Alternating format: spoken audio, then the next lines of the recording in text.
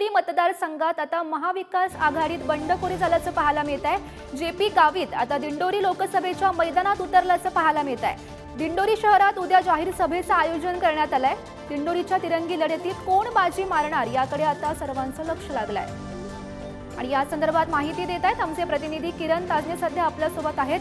किरण, महत्त्वाची बातमी आपण सध्या पाहतोय, दिंडोरी मतदारसंघात आता महाविकास आघाडीत बंडखोरी झाल्याचं पाहायला मिळत आहे।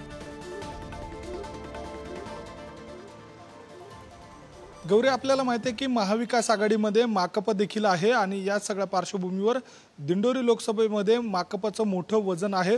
जवळपास 1.5 ते 2 लाख हा एक गट्टा असलेलं मतदान माकपचं आहे आणि त्या ठिकाणी अनेकदा जेपी गावित यांनी नेतृत्व देखील केलेलं आहे आणि या सगळ्या पार्श्वभूमीवर आता जेपी गावित बंडखोरी करत आहेत। उद्या त्यासाठी त्यांचे जे समर्थक आहे किंवा शेतकरी आहेत आणि माकपचे जे पदाधिकारी आहेत, कार्यकर्ते आहेत, त्यांच्या उपस्थितीमध्ये जाहीर सभेचं आयोजन देखील करण्यात आलेलं आहे। दिंडोरी शहरामध्ये उद्याच्या दिवशी ही जाहीर सभा पार पडणार आहे।